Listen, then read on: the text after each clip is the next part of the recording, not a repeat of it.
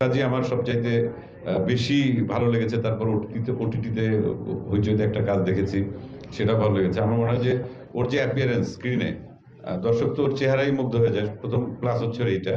আর সেই সাথে ওর যে অভিনয়ের দক্ষতা আছে আমার মনে হয় যে ওকে নিয়ে আরো অনেক ভালো, ভালো কাজ নির্মাতাদের করা উচিত বা ওকে এক্সপ্লোর করা উচিত। এটা আমার পরী সম্পর্কে আমার ব্যক্তিগত মতামত এটা। হ্যাঁ।